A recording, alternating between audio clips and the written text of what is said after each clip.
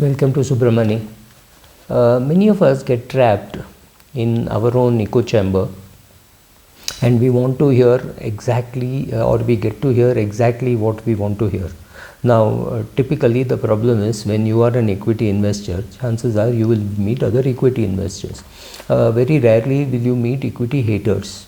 You will not meet somebody who says, "Oh, I lost so much money. My grandfather lost money. My father lost money. My father lost money during Harshad Mehta times." Or it's easy to blame whatever. I'm not getting into that.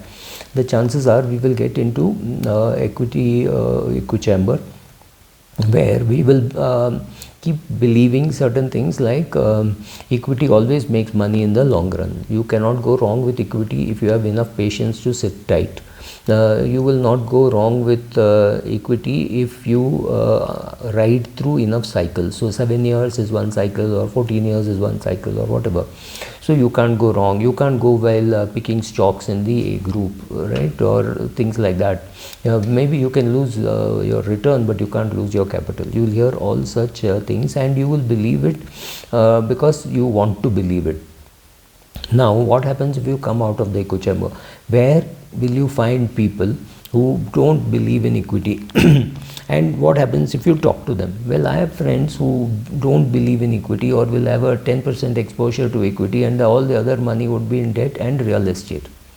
Whatever you do, however you calculate the IRR and what show them that they are not making money in real estate, doesn't matter, because one jackpot which they hit when they were young and they had bought something for 20 lakhs is now worth 5 crores or 8 crores, and that's made them enough money so that they can have that belief that equity equity may go down, but real estate is always there, it can't go down. So somebody like that, show your portfolio to somebody like that, or get into some of those chat sessions online and see what people are saying about equity. You will hear completely different sounds. For example, we all believe that in the long run equity will make money for us, right? We somehow have that feeling that in the long run you can't lose money being in equity. Why do we say that? And I have no clue why we say that, but largely, if you see, equity literature is made up of American writers, and Americans believe this is what happened to us and this is what will happen to the world. So if you draw a chart from 1900 to 2023, it's going up continuously, right? You also understand that was a time when America was dominating the world. So if India wanted money from any UN organization, you would have to buy cement from a American manufacturer. So that kind of domination, or say 36% of America's revenue comes from selling arms and ammunition. If the world were to become a more peaceful place, I am not even getting into the politics of that. Maybe US will sell less arms. But if you see, since the Ukraine war, the stocks making armaments in the US are up.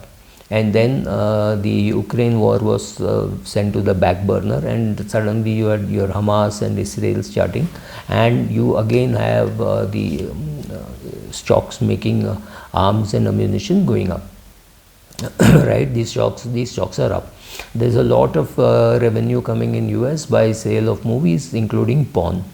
Pharma products, pharma exports are big for US. Big pharma makes a lot of money.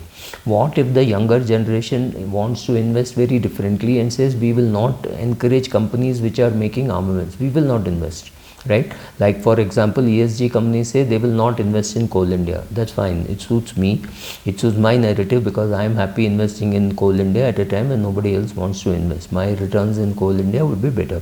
However, if a younger generation says we will be far more responsible than your generation has been for us, we will not invest in companies which are making armaments, then the question is, what happens to armament companies, right? Another thing in our own echo chamber is we use the past returns to say, therefore in the future this will happen. Last 10 years this has happened, so next 10 years this will happen. And we will also say in equity it is impossible to predict. For example, the small cap returns in India, or the mid cap and small cap returns in India, let's say 1 year goes to 70%. Now what happens is, because of the way CAGR is calculated, we will get very good 5-year, 3-year, 1-year numbers. So somebody will pick up data and say equities for the long run, but look at the CAGR in small cap. Over a 10-year period, it has beaten the large cap portfolio, which could be true, because 1 year you got 70% in the small cap. Now exactly, honestly, how you have to do is make sure that you remove that 70% and calculate, because this 70% is an outlier, right? So we do not know how exactly to calculate, but we are very happy calculating, and then all of us will start believing that, oh, therefore in the long run small cap will outperform large cap, right? I am not a believer in large cap, small cap, mid cap. I believe in stories saying, if let's say if I think automobile will do well, then it's fairly obvious that Maruti will do well. Maruti's supplier, who is a mid cap player, would do well, and Maruti's supplier, who is a small cap player, will also do well. So I would rather look at industry rather than look at specifically large cap, mid cap, etc. But there will be enough storytellers in your echo chamber who tell you now is the turn of large cap, or now is the turn of mid cap, and now is the turn of small cap, and saying it is impossible to predict equities, right? So be careful about which echo chamber you are in, because and also when we talk equities, are we saying the 1900 investor, or the investor who was investing in 1945 and 1990 and 2023 can all be compared? Can you compare the 1900 investor in the US to the 2023 person in India who is now investing maybe for a few hours or days or weeks, versus the 1900 investor who invested for months? He would hold for a longer period, because for him the cost of the transaction was very high. For him diversification was very expensive. Today you can buy a small case, you can buy ETFs, you can buy passive, you can buy regular mutual funds at a click of a button. So the ease of operation means more transactions are being done, but in those days people were not doing enough transactions, right? Or not doing transactions, they just held, and they held for a long period of time.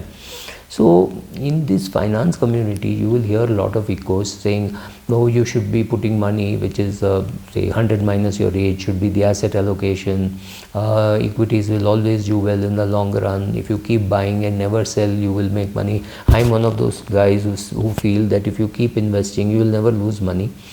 Because you're not withdrawing at the wrong times. So any of my anybody who took my advice, and anybody who invested in say 2007, 2008, and they have not sold, have still made a lot of money, because over 15 years you have invested whatever money you had. May not be in an SIP form, but you got money, you invested, and you have done well. Not just because the market has done well, but also because you did not panic, right? So you will hear some of all these things in the market, you will hear these in your echo chambers. You have to decide how to react to some of this, and make sure that you're not in an echo chamber where you're hearing your own voice and you're getting carried away.